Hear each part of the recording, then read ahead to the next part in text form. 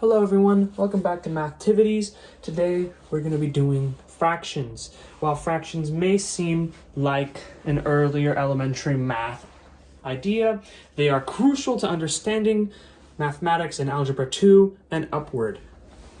So first, what we're going to do is we're going to define a fraction. What is a fraction? Well, a fraction, typically written as a division, a slash, or as a numerator or denominator, is when you have two numbers and one is being divided by the other. Now, you probably remember this from elementary school, but we need to cover fractions in their entirety here. So, the most common version of a fraction is this, with a numerator and a denominator.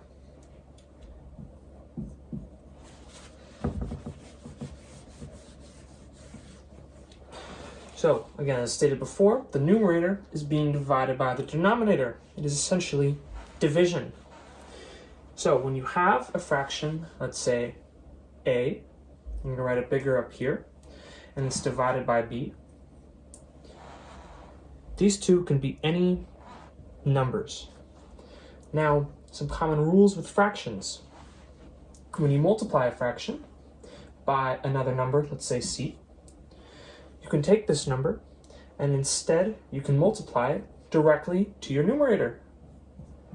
So we can say that this is AC over B.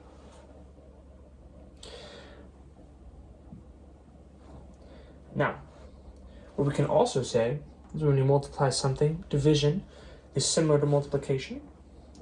We can say that A over B divided by a C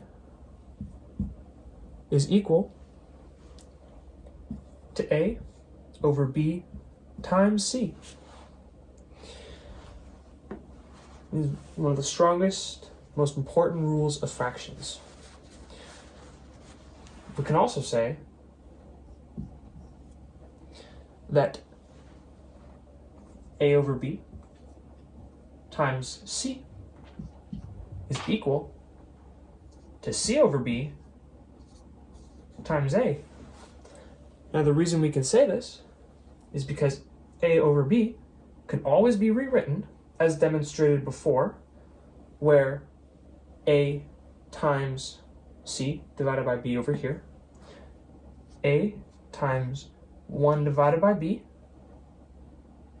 times C. And we know through multiplication, the order which we multiply these does not matter. So we could say, by multiplying this C here, A times C over B is equal to A over B times C. It's an important thing to note with fractions. Okay, now that we have the multiplication down for fractions, let's go to addition and subtraction. A over B minus C. When we have a subtraction here, as in earlier with multiplication and division, we could directly multiply or divide this new number. However, when we have addition or subtraction, so I guess in this case we'll do addition, you cannot just add the C to A.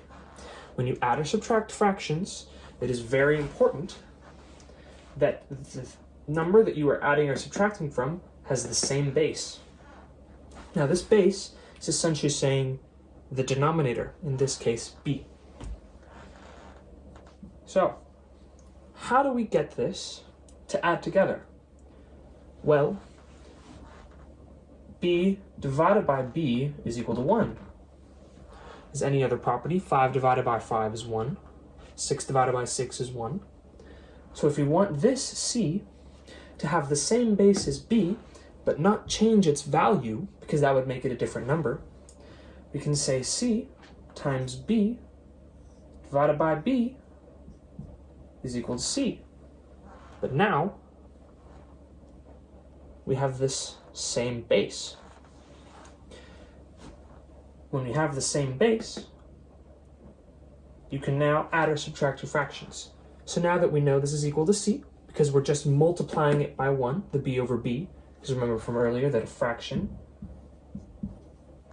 times this, you can just multiply your number into your top, and if this number is 1, then you could say that it's your number times 1. So now we can replace this c over here with a over b plus cb over b.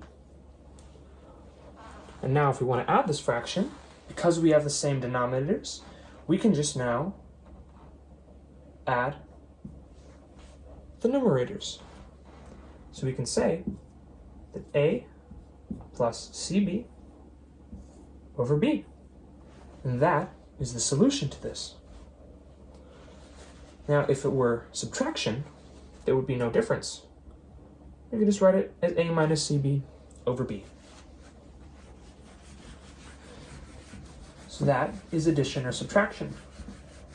Now, when you have two fractions, let's say ab and c divided by d, if you wanted to multiply these or divide them,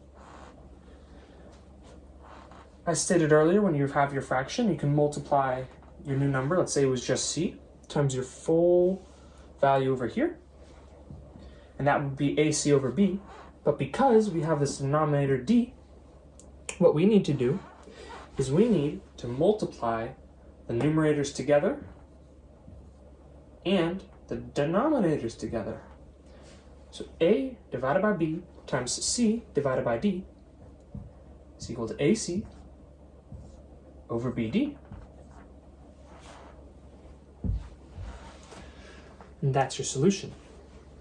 Now, if we have a over b divided by c over d, it gets a bit more tricky. Now, the problem we have here is we have two fractions becoming a fraction. Well, how do we solve that? The multiplication portion was easy. Now, a common rule for this is when you have your two fractions, if you want to divide these, you have a over b divided by c over d. You can take the denominator of this fraction, right? We'll make this line longer to indicate that this is the total fraction. We can take this denominator and say it's multiplying to the numerator of the top fraction. Well, why is that possible? Well, it's essentially like dividing c times 1 over d. And when you divide any number by 1 over another number, it's like putting this number down here to the negative first power. The powers can get complicated, but all you need to know for this is that you can move this denominator to the numerator, as long as it's the denominator of the fraction you're dividing by. You cannot move this c to the numerator. So now, from this, we can say a times d over b divided by c, because remember, we moved this d to the top.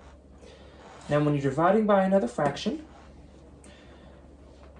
what you can also say is this c, because its denominator is 1, right, so we can leave it like that, this c will get multiplied to this bottom fraction, like earlier, when you multiply these two denominators.